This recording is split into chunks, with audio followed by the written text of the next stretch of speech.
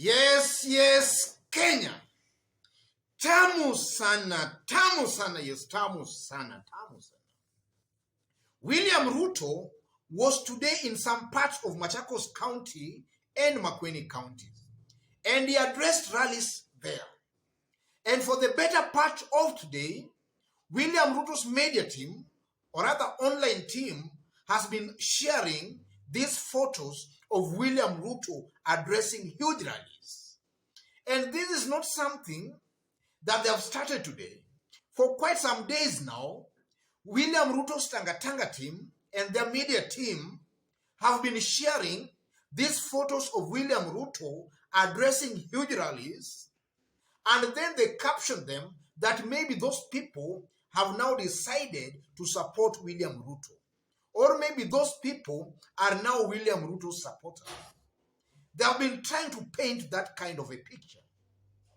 So today, an MCA from Makueni County has actually exposed William Ruto for using fake crowds. Fake crowds. So I want us to have a look at this MCA from Makueni by the name of Mbula Mutula, after which we are going to dissect and see in clear terms what is actually always happening behind these huge crowds. Yes, let's have a look at this post. Mbula Mutula. Siasa ya hasla fake ni ngumu sana. They ferried people from different places, promising them 1,000, and now our people are stranded in Emali town. What you see on their Facebook pages is not what is on the ground. Wanapanga kupanga crowds kama cabbage. And then you can see there this MCA has actually shared those photos. And from those photos, you can see they are not all that many. And now compare that to these crowds that were circulated by Dennis Itumbi. You can see that these Dennis Itumbi's crowds are very, very big. So in this case, ladies and gentlemen, you can really not tell who is actually saying the truth. Because you know, sometimes the crowd can be few, but then you can zoom where they are a little bit concentrated, and then you can just magnify it to paint, or rather to portray a picture that actually there are very, very many.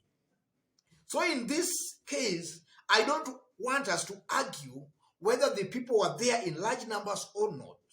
What I want us to discuss today in this video are the types of crowds that are always attending these rallies. Because after discussing these types of crowds, you will actually understand what is really happening behind these big crowds. That's our analysis and discussion today. So if in case you've just bumped on this YouTube channel for the very, very first time, kindly subscribe and also give this video a like. Give it a like, please. Give it a like. Thank you. God bless you. Yes. The type of crowds that are always attending these rallies. As somebody who has also been part and parcel of these rallies and even organization of these rallies, in most cases, ladies and gentlemen, there are always three types of people. Or rather, there are always three types of crowd within a rally.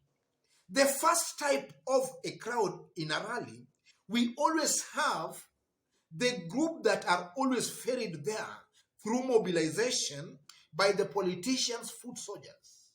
In this case, for example, if William Ruto was to attend a rally the way he did today in Makueni, Emali, then his foot soldiers on the ground would mobilize the youth, or rather the crowd, and they do that through money. Money is always given out, maybe 1,000, maybe 500, maybe even 200, or even 100 shillings. So after these people have been given money, they are ferried to the venue, and then they are placed there strategically as they await their leader. And also in some other cases, they are actually not paid, but they are always promised that after the rally, they would be paid. But they are ferried to the venue. So that's one type of a crowd you most likely you will see in some of these rallies. people who are ferried there, and then they are paid. And sometimes they are always not even paid. And then the second type of a crowd you will find in a rally. The second type. We have curious, and I'm forgetting something about the first crowd. The first crowd, ladies and gentlemen, they will always be stationed in front, so that when the politician is actually talking, they will be celebrating and cheering up the politician. And if there is some heckling to be done, they are the ones who will be doing that heckling. So they set a tempo. You know, the genuine crowd, they have the potential of influencing the genuine crowd to also heckle. So they are always stationed in front. And then the second type of a crowd you will definitely find in some of these rallies are the curious people who just want to see the politician. Maybe the politician has been making headline as of late. So we also have that type of a crowd. And this type of a crowd is not that they love the politician or that they identify with this political idealism, but they are just curious to go and see the politician. And a good example, you know, in the past elections, Raila has been having some good crowd in Mount Kenya. Any rally that Raila has been holding in Mount Kenya before the handshake, there were some good crowds there. But those crowds were actually not translating into what? The crowd were just there curious to see who this Raila is. Who is this politician who is always talked about? So that's also a crowd that formed part of those rallies. And then the third group, or rather the third crowd, are the politicians' true supporters. The politicians' true supporters. These ones always take themselves to the rally to witness their loved politician. So in a rally again, you will also find the politicians' true supporters also attending those rallies. So ladies and gentlemen, you can see from this that we have those three types of crowds in a rally. So the first two types, the ones who are always mobilized, and these ones who are curious, these are not the politicians' real supporters. These are people who are just there. They just want to see the politician. Or they are there because they were promised some money. They are not politicians' true supporters. So in a rally, ladies and gentlemen, we have these three types of people. So from where I sit again, a politician should not gauge his popularity, or rather the kind of votes he will get, by the number of people who attend these rallies. I honestly believe in one way or the other that the bigger the crowd always, in one way or the other, portrays a politician's popularity.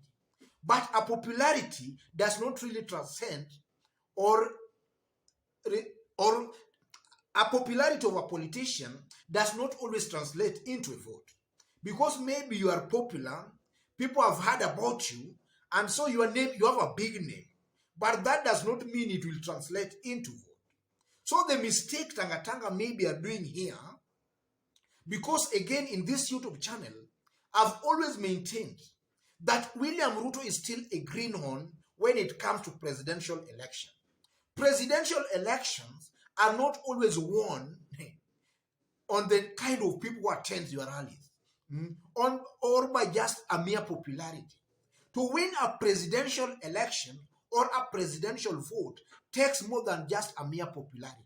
And this is something that maybe Tanga have been failing.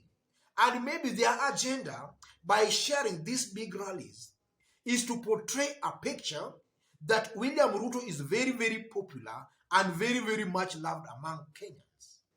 And that's something that I believe will backfire when maybe now Kenyans are going to the ballot. It might backfire. Because, again, ladies and gentlemen, the masses maybe, the ones who maybe are just, who are influenced by some of these big crowds, is always insignificant. A majority of the people, they have always decided on who they will vote for. And also, if you add to the ethnic kind of mobilization, it largely depends on ethnic mobilization and other on maybe the the masses preference, the candidate they prefer, but not just sharing out big crowds. It influences very, very few from where I sit. So ladies and gentlemen, for today, I don't really have much on this topic. So just as I did mention when we were starting, if you've just bumped on this YouTube channel for the very, very first time, kindly subscribe and also give this video a like. Give it a like, please. Thank you. God bless you. To those who are watching us outside of Kenya for the very, very first time, drop a comment and let us also know from which part of the globe you are also watching us from. Drop a comment. Drop a comment. And to our continued fans and subscribers in this YouTube channel, God bless you. God bless Kenya. Tamu sana, yes, tamu sana.